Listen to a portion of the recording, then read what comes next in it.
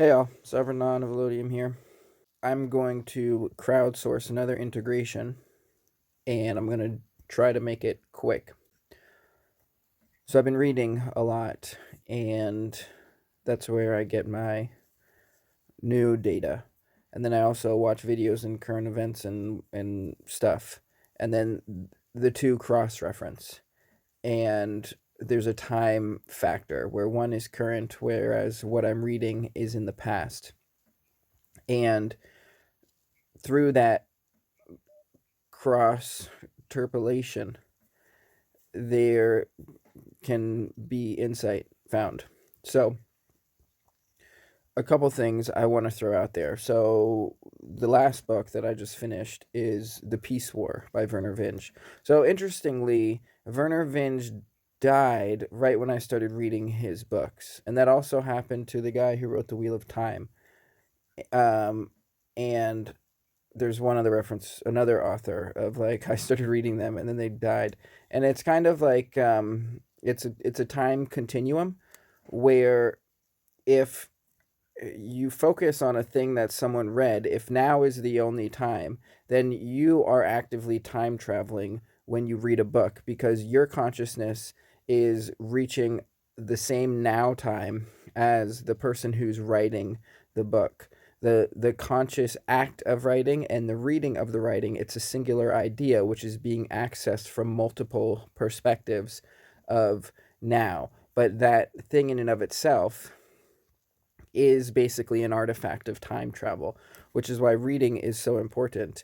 And books that are more popular have a lot of people connecting through them, and books that are less popular, there's more of a specific effect along those lines. Lucius Chittenden is a descendant of Thomas Chittenden. I bought this thing of his. I'm probably the only person there's probably like a half dozen people who have bought this thing in the last 10 years, which is his speech at the commemoration of a monument to Ethan Allen in the 1800s, which was written like in a newspaper. And uh, who's going to order that? I'm gonna order that. And why am I going to order that?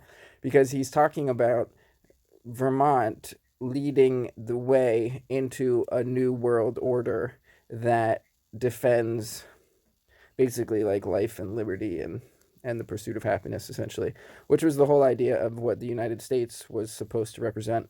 But of course, the Confederation of States lasted less than 10 years before there was a coup by an occult group led by a puppet of a foreign power and his Masonic cohort, which then got rid of the Confederation, that was the United States, and replaced it with a federalized entity that usurped the rights of the states that formed the Confederation. Uh, Even though that wasn't their intended purpose. They were supposed to um, amend the Confederation to try to fix some things, and instead they just got rid of it and they just completely replaced it. And if you look at the trends that were happening, so Ethan Allen, his whole life, in a way, he's kind of the spirit behind Vermont. And the book I read before the Vernor Vinge book, actually, I'm still on it, I'm halfway through it. It's this book about Ethan Allen written by these detractors of Ethan Allen. But through their detraction, only the authors are really detracted. But they did very good research in the effort of detracting the legend of Ethan Allen. And therefore, through the reading of their attempt to detract, I found many further sources. And I've ordered like $100 of books, including that one from Lucius Chittenden, which I haven't read it yet, but I'm going to. But that was the reason that I read it. And so the parallel with that idea that Lucius Chittenden talks about, that was the reality of what was happening, what Vermont was doing before it, because it was an independent country, an independent republic. It was never a colony like the other 13 colonies that then rebelled against their master and then formed states within the boundaries of the colonies. So their original, it's always important to look at the origination of things. So the 13 states, which they say are like the start of the United States, they were all colonies. And originally it was just two, well, it was really originally just two companies. It was basically the Virginia Company, and the Virginia Company had two charters from the Crown, and so the Crown chartered these companies in order to colonize the United States. And so there's the Virginia Company that colonized basically Virginia and then down to south, and then there was like the Virginia Plymouth Company or something like that, and then they were more of like the New England type states, and then over time those two companies kind of divided as they grew, and then there would be governors of each river, basically, and then the watershed of that river would become the colony, the territory of the colony, which was claimed via the authority of the crown. And then the governors of the colonies, via their authority from the crown, would claim all the land, which they had no right to, but it's just might makes right when you're talking maritime law, and the watershed of the rivers which they're claiming.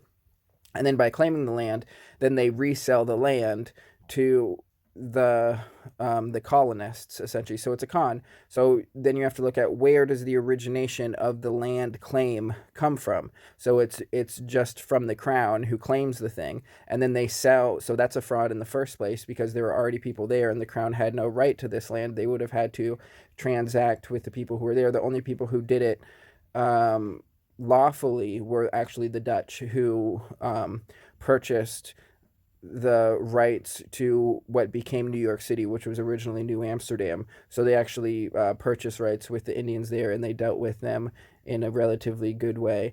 And then so they actually established themselves lawfully. And then so New Amsterdam becomes New York, which then becomes the capital of the Empire State after Great Britain. I forget how they acquired it from the Dutch. I think they purchased it, but I don't really know. And then the Dutch kind of move upstream a bit more, and then there's a big concentration of Dutch in Albany. And then Albany, is Albany the capital of New York? Or maybe it was? I don't know. Anyways, the parallel I was trying to get to with Lucius Chittenden is that that was the trend that Vermont was going before it joined this confederation of states. So when Vermont, as an independent country, joined the confederation of states, the United States was not a federated entity. It was a confederation of states. And when Vermont joined that confederation, it did so without any exit clauses and nothing that limited the ability of Vermont to withdraw from that confederation, which is different from the way that all of the other states end up joining. The only one that's somewhat similar is Texas, and they have like 5 different kind of rules about how they can withdraw from the Union if they choose to. But Vermont is the only one that is unencumbered. And Vermont had its own constitution. Vermont was constituted before the Confederation of the United States. So Vermont was constituted in 1777, and the Confederation of the United States, I think they had all theirs ratified. It might have been like 79 or 81 or something like that, but years after Vermont. So Vermont, as its own country, is older than the Confederation that became the United States, and then that didn't last for more than like a decade before it was couped by George Washington and the cult of Masons, that in an occult ritual usurped the power of the Confederation and created the Federation of the federal United States. And Vermont, in its original constitution in 1777, laid out the rights of the people that are inherent to the country of Vermont. And so those rights are inherent to all of the people of the country of Vermont. One of those rights in Article 17 of the original 1777 Constitution is that all people have a right to create their own state in country that they are able to acquire, essentially.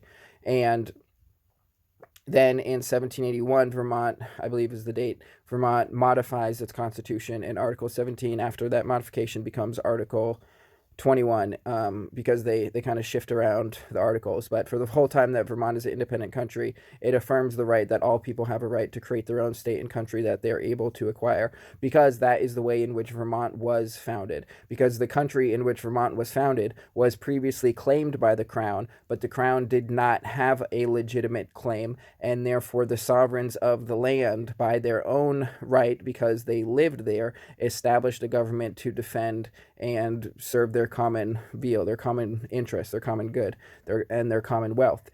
And so Vermont was established by law. The only one of the original colonies that could kind of compare to it was New Amsterdam. But once the Dutch no longer had control of it and it became New York, when the crown took it over, then it became an imperial entity, and that's why it's called the Empire State, because that's the capital of the empire, which is a subsidiary of the Crown of Great Britain.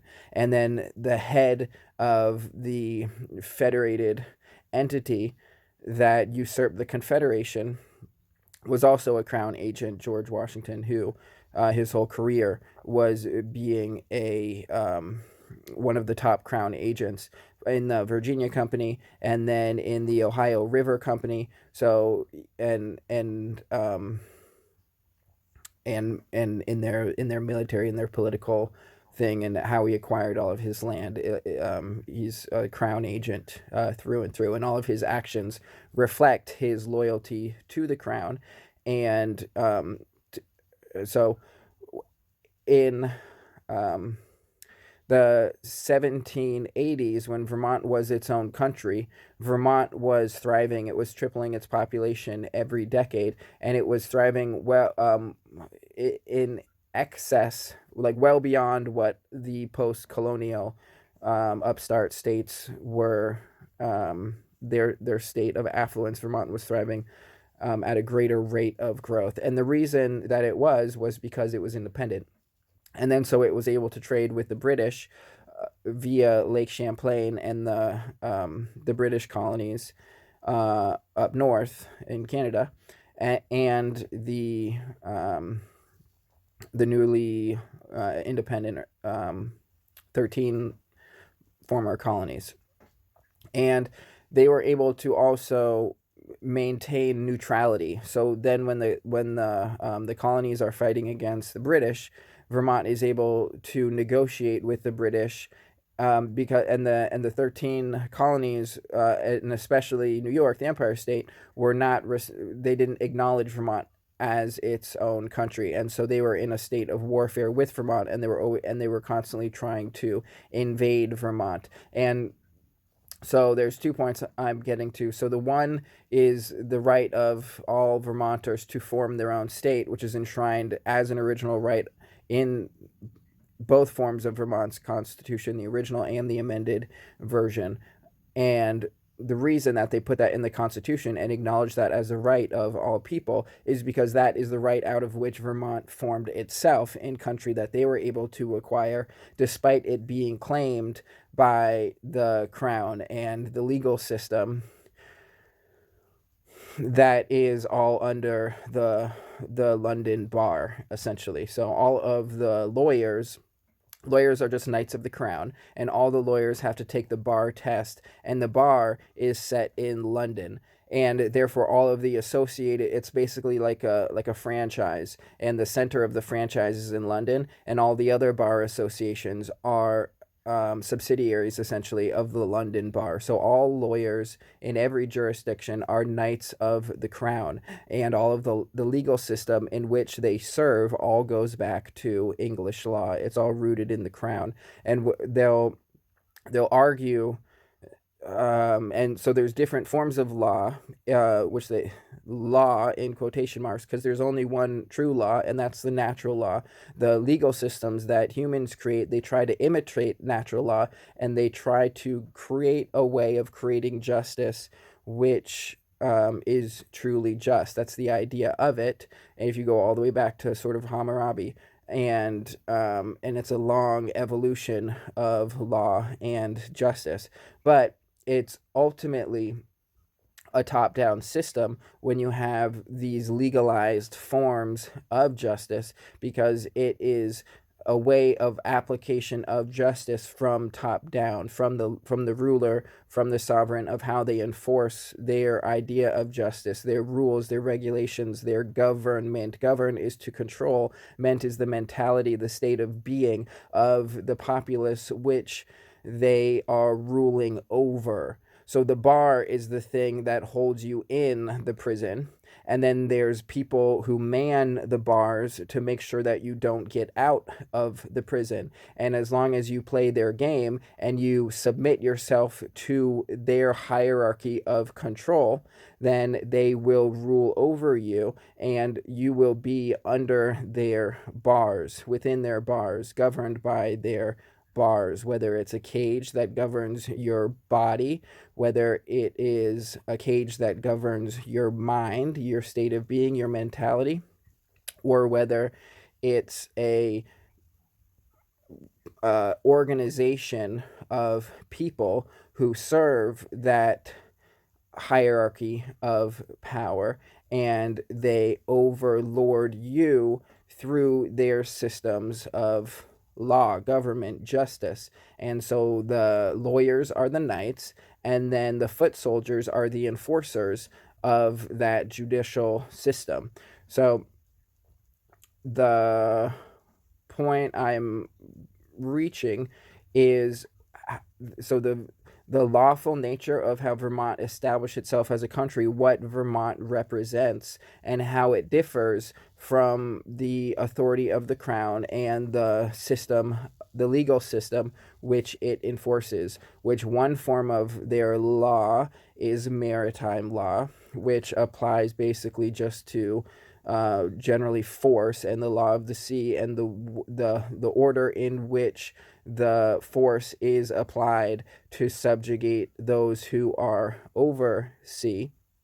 As soon as you come from the canal which you are birthed from, you have to be registered, and the goods have to be certified as having been birthed from the canal of the mother from which they came, which is also a securitized entity governed by the crown, the government, and is registered and listed. Everything they own is registered and listed. They don't actually own anything. And so the idea of private property, of liberty, is a completely revolutionary idea relative to the previous systems of government. And for a time, I'm not even going to talk about the wider United States, because my point here is relative to Vermont. So Vermont is the only country that established itself that wasn't a former colony by the authority of the crown, but established itself by the authority of the people, while rejecting the authority of the crown, which was trying to impose itself via various governments and governors, primarily New York. And so the fundamental nature of what Vermont represents is the right of the people to form their own state and to lawfully do so. And so in the 1780s, Vermont was growing at a rate of tripling the population every 10 years. As soon as it joined the confederation, the confederation of states, its growth rate decreased to roughly 40% growth every 10 years for the first decade of it having joined. In the second decade, that was down to around 30 to 35% growth. In the third and fourth decades, it was down to 4% growth in Vermont. So Vermont ended up entering a depression where its population growth ended up right around zero, and its economy was retarded to right around zero, because it was destroyed by having subverted its own independence by joining this confederation of states, which then became a federalized entity, which was then immediately, as soon as the federalized entity was created, then they sold out the whole federalized entity to the foreign cartel of bankers. So that's what Washington was in charge of, and there were several others in that Masonic cult that ensured that the foreign cartel of bankers seized power of the rebellious colonies once more. And mind you, George Washington wasn't a president of the Congress of the Confederation before that point. He was just a general, and by forming the Cincinnatus Society for all the military people who had served in the Revolutionary War, so he had this kind of parallel government which had control of all of the military people while the Confederation was doing its thing. So when they enacted this coup, by writing the second Constitution, the financial backers that were backing Washington and paying off the whole military, so they had bought the entire military essentially, and this is all through the Masons. And for John Stark, for him to become a general, they required him to become a Mason, even though he was opposed to all of that.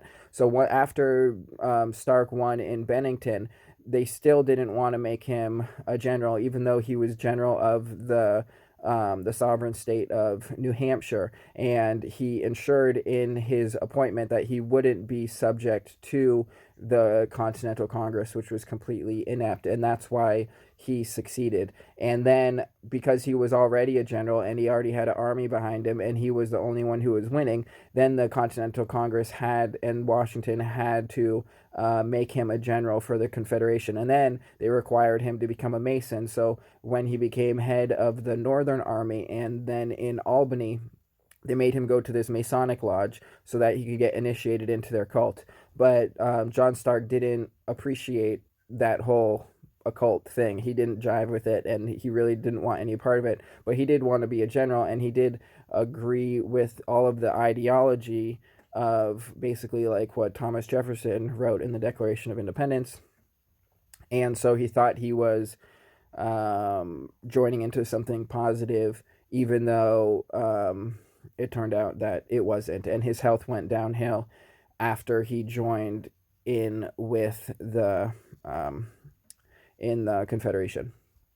And so, again, trying to get to the point. So, Vermont was thriving as an independent country, and actually it was expanding its territory because Vermont was thriving so much. And then the other states around Vermont were basically in a depression, and they were also in a state of war with Canada, or with Great Britain. And so Vermont, and under the leadership of Ethan Allen and Thomas Chittenden and a couple other people, they negotiated with the British to find to reach a ceasefire, essentially.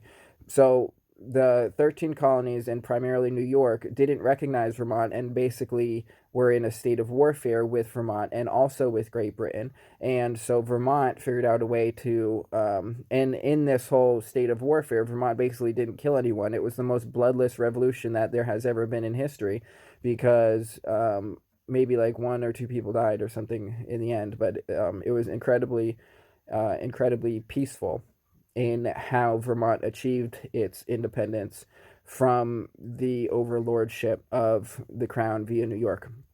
And it ends up getting undone by lawyers, and the people not realizing that lawyers are knights of the crown. All lawyers are knights of the crown.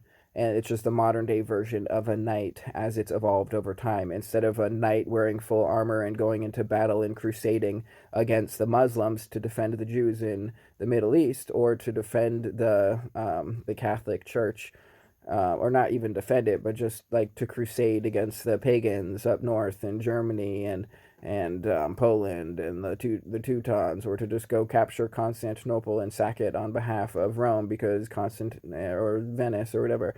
It's knights in armor serving the centralized empire. That's what lawyers are. Just instead of a suit of armor, they wear a suit of clothes, of fine clothes. But if you look at the exchange rate of gold to a fine suit today, of gold to a suit of armor, 1,000 or 2,000 years ago, the exchange rate relative to gold is essentially the same. For an ounce of gold, you could get a suit of armor, and for an ounce of gold now, you can get a full nice suit with shoes and the whole outfit.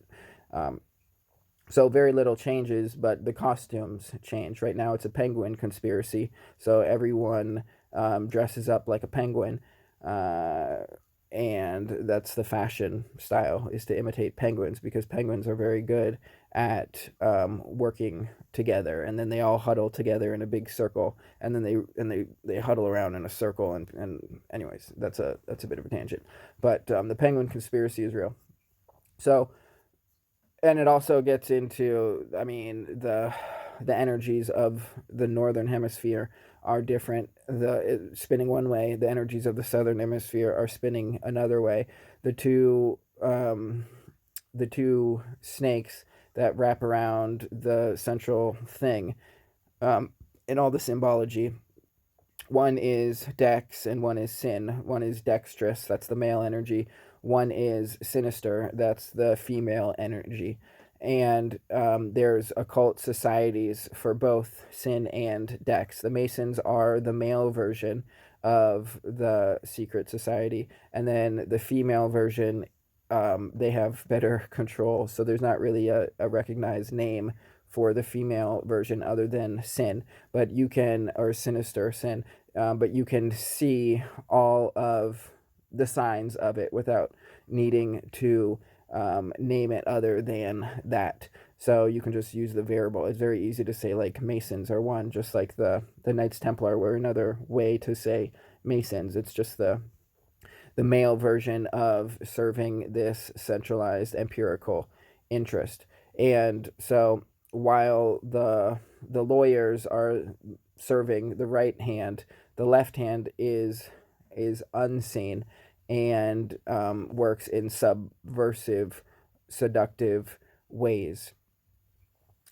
Again, trying to get to the point of Vermont. So Vermont was actually growing in the 1780s because it was thriving so much relative to the states around it.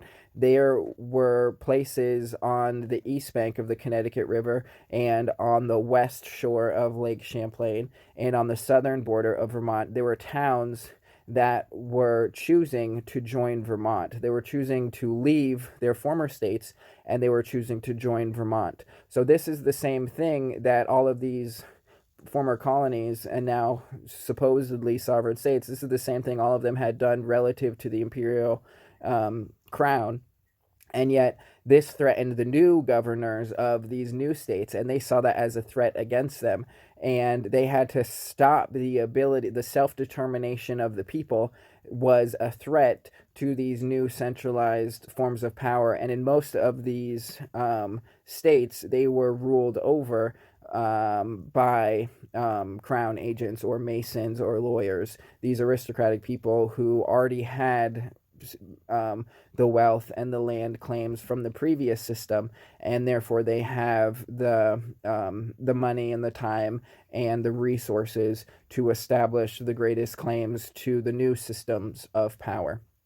So in contrast to that is Vermont, and Ethan Allen is kind of like one of the founding fathers, probably the most popular founding father of the country of Vermont. And for his whole life, Vermont was, or like when he started, um, as long as Ethan Allen was alive, Vermont was independent.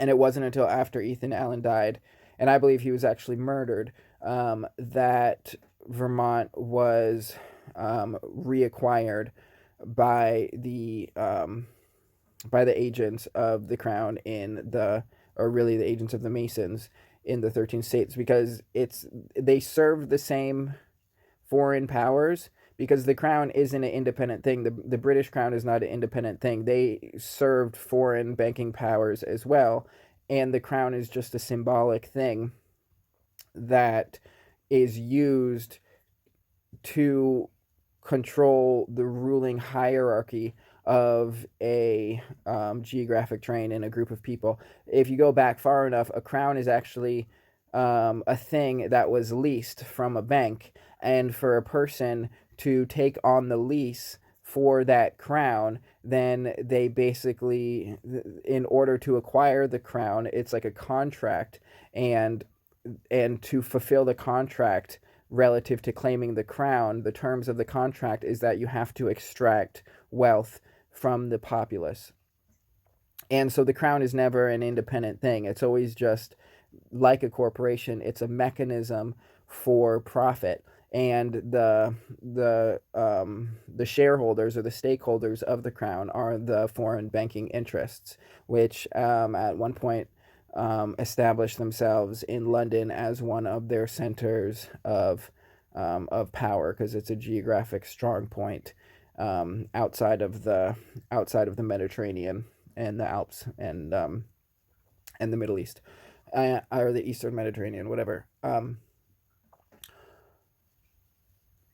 So this was the natural evolution of Vermont. How was Ethan Allen murdered? He was murdered by on a trip to Ebenezer Allen, who was like a cousin or something, but he was also a loyalist and maybe a lawyer. Um, but Ethan Allen traveled to his island to get some hay, and apparently was, or possibly, poisoned by the drinks that were served to him that night, and then he dies in basically or some kind of like seizure type situation immediately after after that. And the British Crown set up their and via the governor in Canada set up their spy station on an island in the Champlain Lake. And so Ethan Allen was known to them. He was who was negotiating via this spy network in order to get a ceasefire for Vermont, so that at one point when the British had an army coming in, they basically stayed on the west side of the lake, and they like invaded New York instead of invading Vermont, where the north of Vermont didn't have a lot of defenses, and the Continental Army wasn't really defending Vermont, and instead. And then there's a whole division between the Green Mountain Boys are like the Vermont militia, but then there's a Continental company, which is then like I don't know exactly what they call him, but the like Herrick's Rangers or something. So they are basically taking the people from the Green Mountain Boys, and then they're employing them via the New Yorkers are paying for the basically that part of the Vermont, and then or Warner's regiment, Herrick, or yeah, I think it was Warner's regiment. Warner goes and is serving the Continental Regiment. Maybe Herrick is the one who stays in the Vermont regiment. Anyways, that's a bit of a thing. The whole point I'm talking about is that Vermont, the right of the people of self determination is a fundamental right of the people. So if the it's not a the top down system wants to say that the state has all of the power and can control what the people can do. The whole idea of Vermont is that the people have a right to create their own state, or to leave a state, or to dissolve the government if that is in the interest of the community. And that's still the right to alter and reform the government. That's still in the state of Vermont's constitution. So it's the fundamental right of the people as an individual person to form their own state, as a community to dissolve the government, to join a different state. And that was the natural progression of Vermont, is that all of these other, on all of the borders, everyone wanted to join Vermont, and they wanted to leave these post-colonial entities, which then even after independence and they form their own state, it's still these same crown agents and aristocrats and lawyers that are in control of those things. So really nothing changes. And then obviously soon after, the Confederation ends and it becomes a federalized entity, and it all is centralized. and the Federalists control the judicial system, and they control the executive, and then they control as well the legislative. So they control all three branches, and they set up a form of government which they can occupy from the start. And so the natural form of people self-determining, they're going to want to be in the thing that's going to benefit them best, the thing that's thriving. And so that's the way that Vermont was evolving, is that all of the things around Vermont wanted to join Vermont. And only after Ethan Allen was killed and these other lawyers were in control, that they had to the join the 13 states, join the Confederation, and at the same time they had to reject these other towns that had declared themselves as having joined Vermont. So as not a capitulation, or it is a capitulation, but basically as terms of joining the Confederation, they had to settle these border disputes. So this is where Vermont went wrong, is when they joined this Confederation, which was already infiltrated and controlled by Crown agents. And so that's when Vermont lost its independence, and then you see the reflection of that failure in the decline of the growth rate, going from 3x per decade down to 40% and then down to 4%. And also Vermont loses its independence. So then by the War of 1812, the war that is basically caused over maritime law disputes related to shipping, all of these Atlantic seaboard states that want to ship to Europe and elsewhere are interdicted by the British, who have their outposts in the Caribbean and a superior navy. And so the interests of all these Atlantic states are threatened by the British, and then they end up in war over these maritime issues. But all of that is not relative to Vermont. So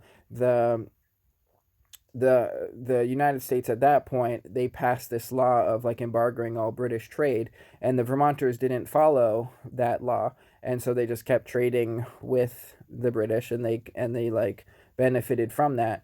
But then they end up getting hurt by this war that they didn't have any place in. So if Vermont was independent, then they can always just like Switzerland benefits by being independent, even though war is raging around it.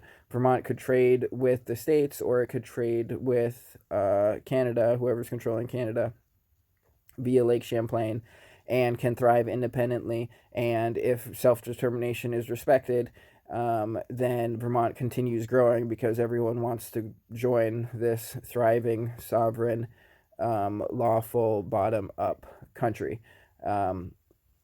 And then, so that's what Lucius Chittenden references in his speech commemorating Ethan Allen, of Vermont being this exemplar of what it's supposed to be. If the Declaration of Independence, though that ideology was held true and the people's rights are recognized above and before the rights of the centralized entities that try to govern over them, then you have a thriving bottom-up culture in line with nature, and it all benefits and thrives. But because it gave up its independence, and then it's controlled by this foreign corrupt cabal of banks, which has this opposite sinister spin symbolized by the penguins on the South Pole, and then also via its fundamental loyalty and subservience to, well, these various centers of power that are all foreign. So the right of the people to create their own state out of country they're able to acquire is still a fundamental right of all people, which is recognized by Vermont law. But Vermont recognizes it for all people, not just for Vermonters, but for all people, just like the Declaration of Independence states that all people are created equal and have these rights. It doesn't just say the people within this government, it's just stating a fundamental right, and that the government is instituted for the benefit of the people. So only by people doing things like Ethan Allen and John Stark and the other founding fathers of Vermont, um, and people like Thomas Jefferson, can the rights of the people be defended and continue into the future. Okay, so that wasn't the intent of this talk at all, but that's just where it went. And so now to tie in the Vernor Vinge things. So in the Peace War, the book before that I finished was Rainbow's End, and I kind of touched on that in the last one, and I don't think there's anything else to tie in from Rainbow's End. In the Peace War, there's two things, that two interesting points that have something to them. One of them is the Peace Authority. The Peace Okay, I had to switch phones because that one was out of storage space. The lighting might be a little bit different on this one. So I'm getting to the end, I think. So the 2 points. The first is the Peace Authority. So for reference, in the Peace War, so it's written in 1984, and the Peace Authority is basically something that grew out of technologists in California, and through their technology and their ability to blow bubbles, they are able to fundamentally subvert the United States and the rest of the governments of the world and take over the world and establish a kind of authoritarian fascist neo-feudalism, while also doing vast population control, so that like 99% of the population end up dying, and the Peace Authority is the new form of government, and they are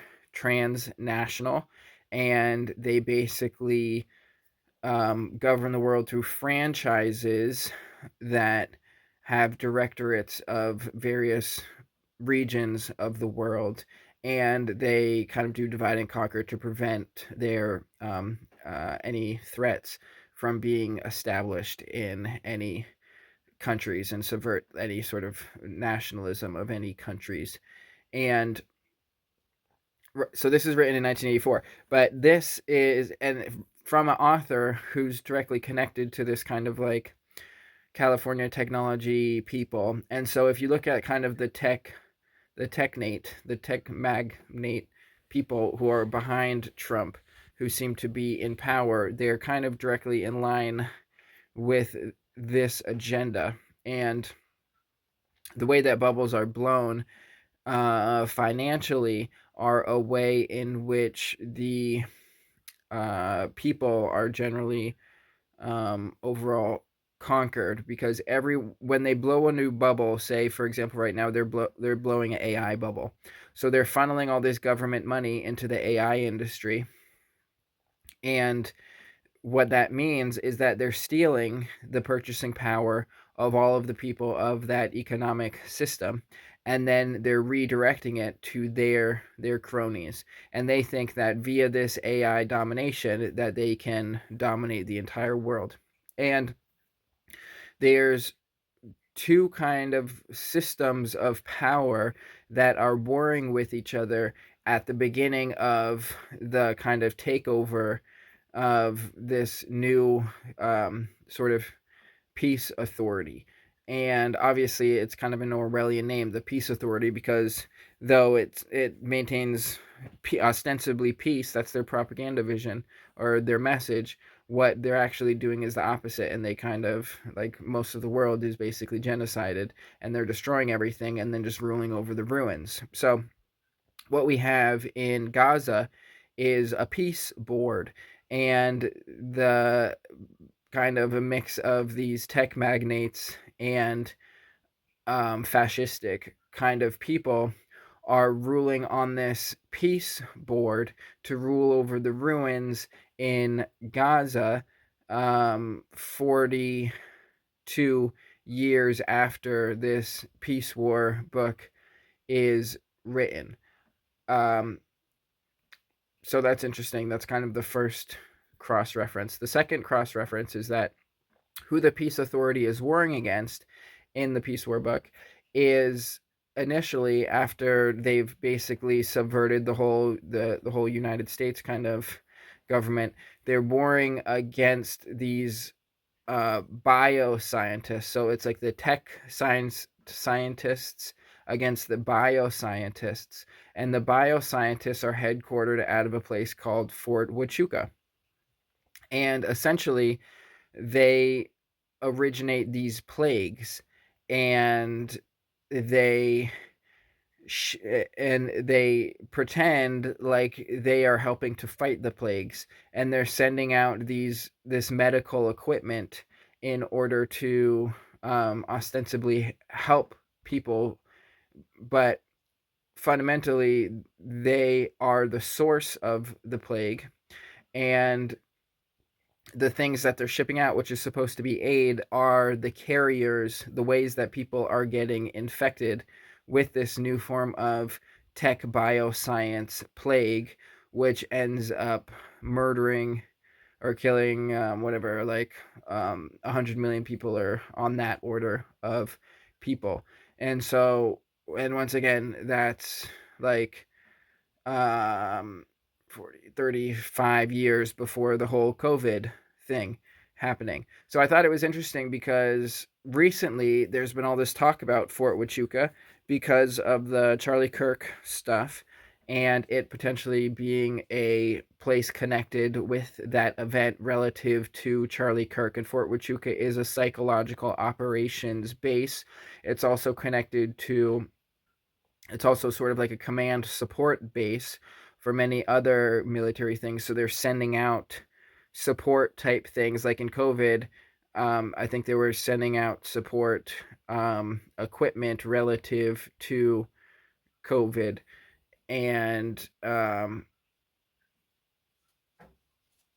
they end up getting defeated by sort of the tech magnates out of California. And it's just some fascinating parallels, because those are things that were written in this book in 1984, and there's parallels of those two things, both that kind of that plague, that man-made plague, which was all just a big psychological operation, and human engineered bioscience, where most of it was propagated through the things that were supposed to be the treatment for the thing. The treatment for the thing was actually the propagation of the thing. And it seemed so successful for a time, and then ended up getting receding in the power of the bioscience magnate.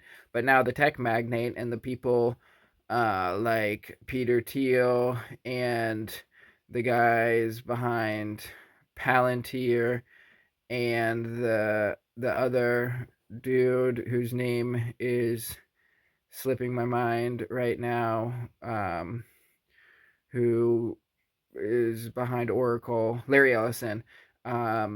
These tech magnates are kind of like the power behind Trump. They call it, and the PayPal mafia people, and yeah, a lot of parallels there. So let me just tie in how they are defeated in the book, so that we can end on a positive.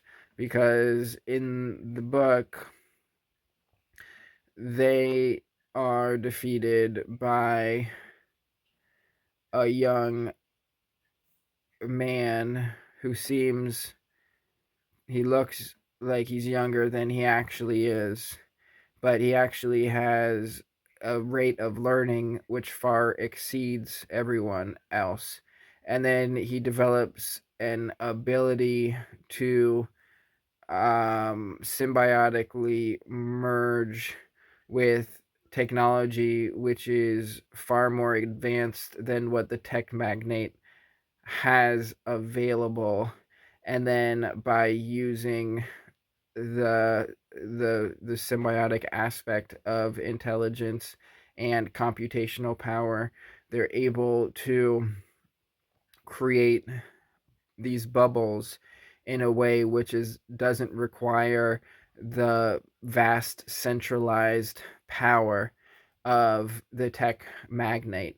And then through a mix of the people within that tech magnate awakening to realize how wrong and corrupt it is and kind of turning against it, mixed with the cooperation of a decentralized kind of group of people, um, they're able to kind of blow their own bubbles and defend themselves and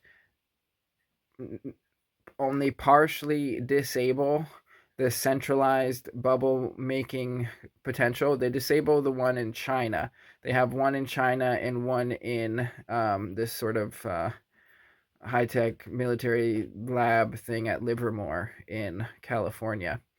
And that one, they're not able to directly defeat it, but they're able to demonstrate that that group of people and that center of power um,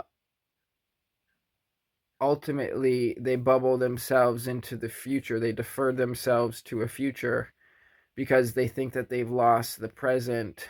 And so, and that it's partly like a psychological thing because they tried to like defeat them in the way, in this direct form of combat that they were competing, but they end up defeating them somewhat psychologically. So there's a lot of kind of things here, but so the bubbles in the book are these kind of these time space warp bubbles that are kind of like time traveling and forming these singularity points where various relativities which are bubbled then kind of travel, are separated from the current time, but then they reappear in the future. So there's this element of kind of like sort of like time travel, but where certain segments are kind of isolated, and then by using these bubbles to isolate certain segments, and then the tech magnate is able to kind of take control. So there's a time element there and a relative kind of dimensional interrelatory element there. There's the contrast of the symbiotic method with the kind of top-down predatory method, which ultimately is counter-revolutionary, which is destroying in order to control, whereas the symbiotic thing is thriving despite the kind of prevailing predatory environment, which only becomes like a pressure, which causes the symbiotic forces to be more resilient until they can overcome this fascistic type peace authority. And then there's an aspect of bubbles being kind of like economic. So the way that the centralized system, they're able to kind of like create bubbles because they control the monetary system. And yet when we can understand that we can do the same thing, and cryptocurrency kind of helps with this, but um, the way in which people are controlled fundamentally in the whole country, and the first thing that they had to do to subvert the Confederation of States, well, first they had to coup it and create a federated entity, and then they had to create a central bank, which was controlled by this foreign cabal of banks. So the control all ultimately comes down to the financial system, and Nathan Rothschild, or Amschel Rothschild, says, "Give me the power to control the credit of the nation, and I care not who makes its laws." Something along those lines. Because if you can control the monetary system, then you control the whole thing, and it doesn't matter who makes any legislation because it all comes down to money fundamentally. So by understanding the power and the ability of people to create their own monetary systems, we can create our own little mini bubbles and defend ourselves and thrive. And so that's the strategy, and that's the way forward, is to seize our rights and renew the magic of Vermont, which is in independence and the bottom up lawful creation of our own state or states out of country that we're able to acquire so that we can be truly sovereign and not just serfs, essentially. Because I'm the well, I'll try not to get into an ego thing, but no one owns any land. That's why you pay tax on the land. That's your rental fee to the land. And you don't have absolute right relative to the land, because not only do you pay tax, but there's all these kind of like regulations, like zoning, and you can't just build a house. You need to get permission and a permit to build a house.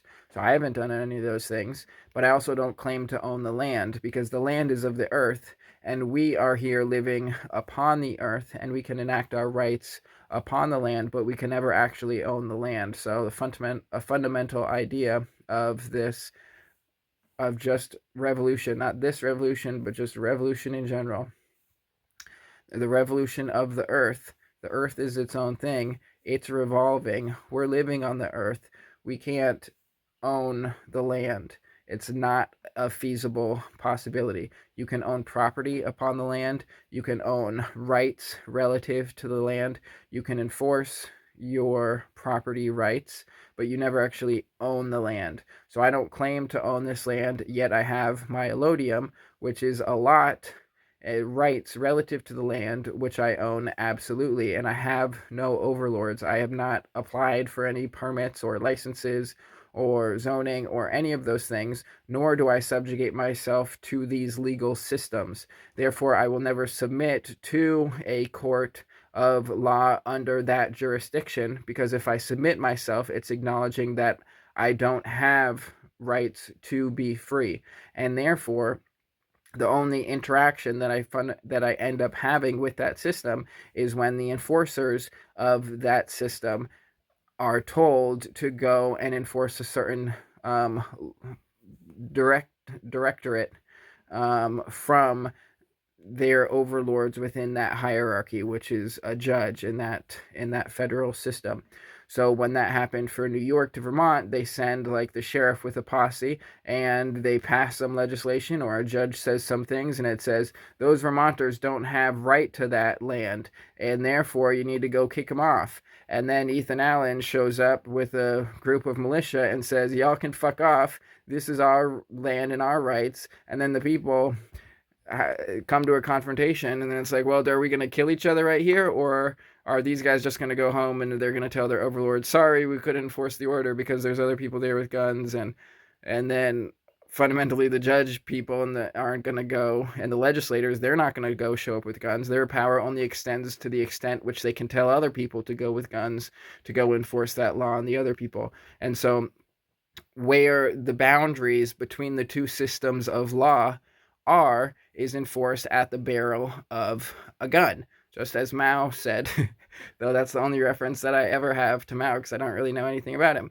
But that's a quote that just is inherently true, so I can reference it. So the law of New York ends at the barrel of the gun of the Green Mountain Boys, headed by Ethan Allen, and that's what represents Vermont. That's what Vermont's all about. So even the sheriffs or the Vermont state troopers, they are living in Vermont. If they know what Vermont is all about, then we're on the same side, and there's no need for any kind of conflict. It's the lawyers who serve a foreign power, a foreign legal system, a franchise which is organized in the London bar, and the judges, which serve a federalized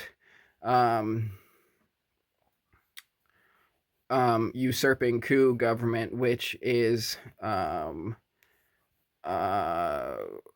what's the word I'm trying to say? It's a facade that has, anyways, it's a fiction that other people play, but I'm not playing that fiction. I'm living in reality, and every person can live in reality, and you can fly your Stark flag, which is also the flag of the country of Vermont, and you can get your nickels, and in time, we will just be trading in nickels and in silver and gold, and that can be our currency system. We can blow our own little bubble of our own that benefits us and not these external things. We defend ourselves by creating a currency system which is in our own best interest. We defend our own rights and collectively defend each other's rights. And Vermont rises from the ashes. And then because it's so great, everyone around wants to join.